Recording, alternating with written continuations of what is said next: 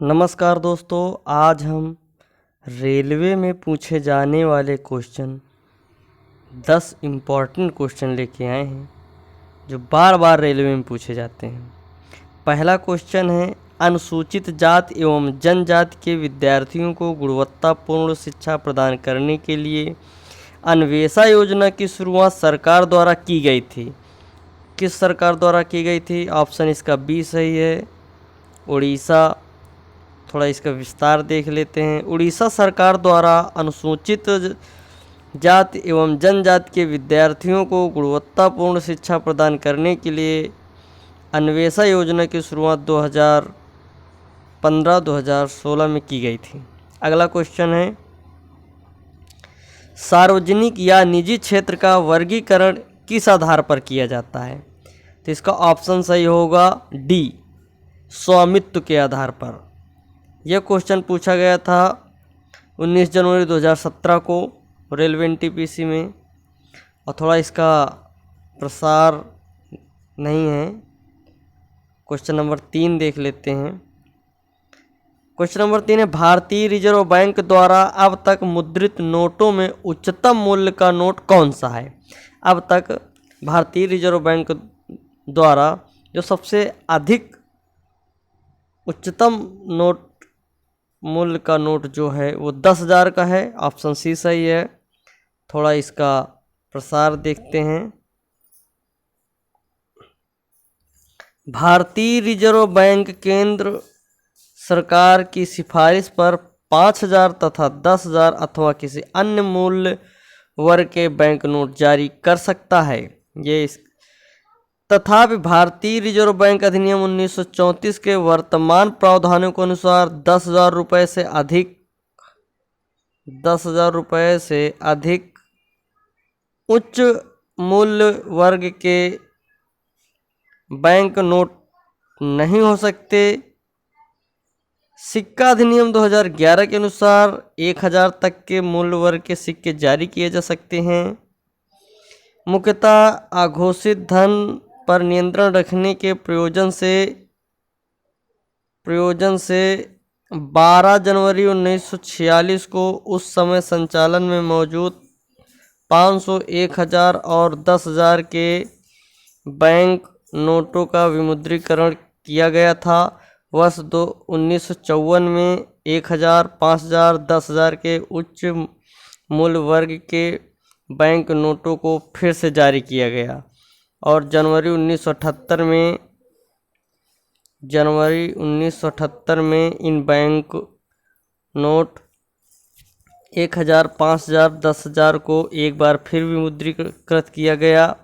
वर्ष 1996 से आरबीआई द्वारा महात्मा गांधी श्रृंखला के बैंक नोट को चलन में लाया गया। नवंबर 1916 में पुनः 500 और 1,000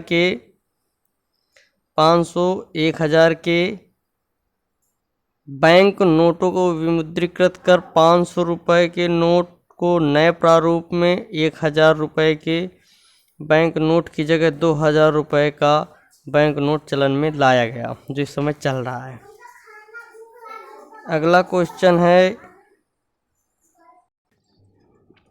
क्वेश्चन नंबर 4 है, भारत के भुगतान बैंकों को निम्नलिखित में से किस गतिविधि की अनुमति नहीं है?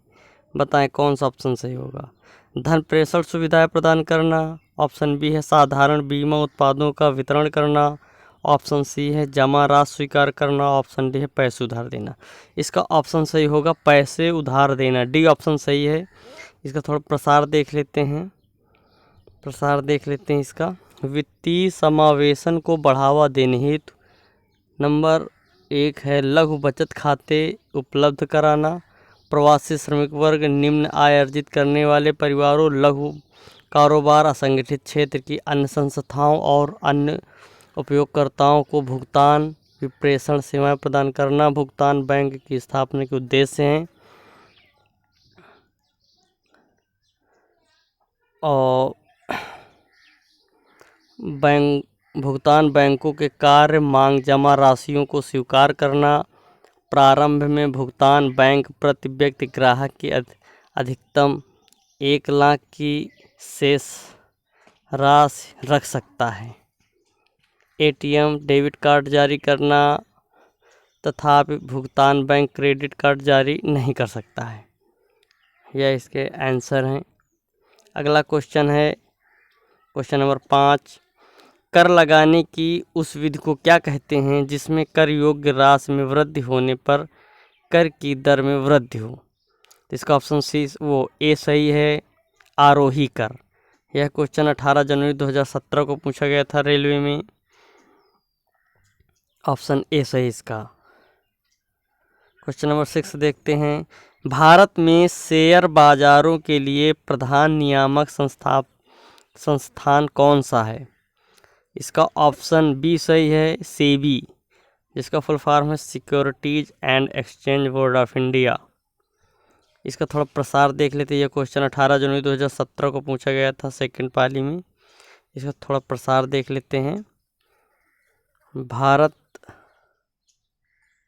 भारत में शेयर बाजारों के लिए प्रधान नियामक संस्था सेबी है, जिसकी स्थापना अप्रैल 1988 में हुई। 12 अप्रैल 1992 को इसे वैधानिक दर्जा प्रदान किया गया। इसका उद्देश्य भारतीय स्टॉक निवेशकों को उत्तम संरक्षण प्रदान करना, प्रतिभूति बाजार के विकास तथा नियमन को प्रवर्तित करना है। अगला क्वेश्चन देखते हैं। Question number 7। 2014 में भारतीय रिजर्व बैंक ने मुद्रास्फीति के प्रमुख उपाय के रूप में नए डैश को अपनाया गया, मतलब किसे अपनाया गया? 2014 में भारतीय रिजर्व बैंक आरबीआई ने मुद्रास्फीति के रूप में किसे अपनाया है? ऑप्शन कौन सा सही होगा? इसका ऑप्शन ए सही होगा, सीपीआई। और इसका फुल फॉर्म है, कोष्टक में लिखा है उपभोक्ता मूल्य सूचकांक ग्रामीण और शहरी संयुक्त।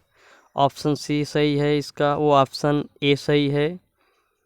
ऑप्शन ए, ये 19 जनवरी 2017 को थर्ड पाली में पूछा गया था। इसका थोड़ा प्रसार देख लेते हैं। प्रसार में क्या है? भारतीय रिजर्व बैंक ने अप्रैल 2014 को मुद्रास्फीति की माप के लिए उपभोक्ता मूल्य सूचकांक सीपीआई ग्रामीण और शहरी संयुक्त को मौद्रिक नीति के अंतर्गत मुद्रास्फीति के प्रमुख उपाय के रूप में अपनाया। अब रिजर्व बैंक मुद्रास्फीति का प्रकाशन मासिक और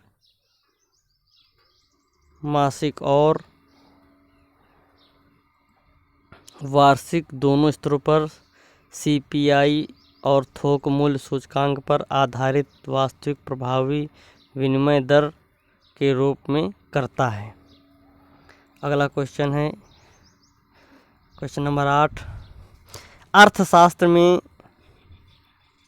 बहुत गहरी, लंबी और दर्दनाक मंदी को क्या कहा जाता है? जैसे इस समय महामारी चल रही है और यहाँ मंदी का पूरा एहसास हो रहा है, तो बताएं अर्थशास्त्र में बहुत गहरी, लंबी और दर्दनाक मंदी को क्या कहा जाता है? इसका ऑप्शन ए सही है, अवसाद। यह क्वेश्चन 19 जनवरी 2017 को सेकंड पारी में पूछा गया था। इसका थोड़ा प्रसार देख लेते हैं। अर्थव्यवस्था की ऐसी स्थिति जिसमें मांग कम हो, वास्तविक उत्पादन भी नहीं बढ़ रहा हो, बेरोजगारी भी बढ़ रही हो, तो ऐसी स्थिति को अवमंदन या रिसेशन कहते हैं। ऐसी स्थिति सामान्यतः अर्थव्यवस्था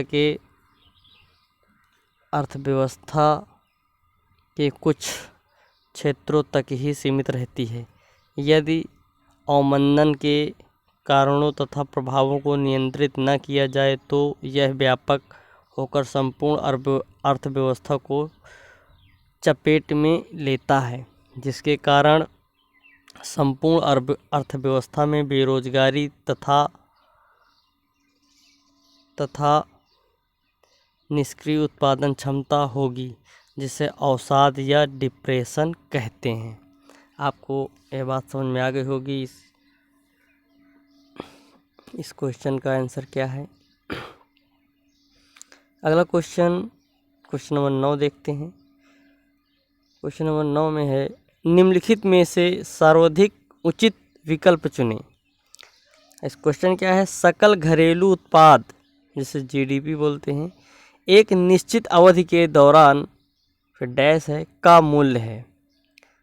क्वेश्चन फिर से देखते हैं, सकल घरेलू उत्पाद जीडीपी एक निश्चित अवधि के दौरान का मूल्य है। कौन सा ऑप्शन सही होगा? ऑप्शन इसमें ए ऑप्शन है, सभी वस्तुओं और सेवाओं के उत्पादन अथवा बिक्री। ऑप्शन बी है, एक देश के भीतर सभी तैयार माल और दी गई सेवाओं। ऑप्शन सी है, सभी मध्यवर्ती वस्तुओं और सेवाओं के उत्पादन अथवा बिक्री। ऑप्शन डी है, एक देश के भीतर सभी मध्यवर्ती और तैयार दोनों तरह के माल और दी गई सेवाओं। तो यह क्वेश्चन 19 जनवरी 2017 को सेकंड पारी में पूछा गया था। इसका ऑप्शन बी सही है। इसका ऑप्शन बी सही है, एक देश के भीतर सभी तैयार माल और दी गई सेवाओं। और अगला क्वेश्चन 10 है, क्वेश्चन नंबर 10 देख लेते हैं। जवाहर रोजगार योजना से शुरू की गई थी। कब से शुरू की गई थी जवाहर रोजगार योजना? तो इसका ऑप्शन बी सही है, 1 अप्रैल 1989 को शुरू किया गया था। इसका थोड़ा प्रसार भी देख लेते हैं। प्रसार देखते हैं तो क्या है, ग्रामीण क्षेत्रों के बेरोजगारों को रोजगार देने हेतु 1 अप्रैल 1989 को जवाहर रोजगार योजना प्रारंभ की गई। इस योजना के तहत जनित कुल रोजगार का 30% महिलाओं के लिए आरक्षित था। कालांतर में जवाहर रोजगार योजना को पुनर्गठित तथा कारगर स्वरूप प्रदान करके अप्रैल 1999 से जवाहर ग्राम समृद्धि योजना में बदल दिया गया। आपको इसका आंसर अच्छे समझ में आ गया होगा। ये क्वेश्चन 10 जो क्वेश्चन जितने आज हम बताएं आपको, ये बहुत इम्पोर्टेंट क्वेश्चन है जो रेलवे में बार बार पूछे गए हैं। फिर अगला वीडियो लेके आएंगे जो 10 क्वेश्चन बहुत इम्पोर्टेंट होंगे रेलवे के ही। तब तक के लिए आपसे मैं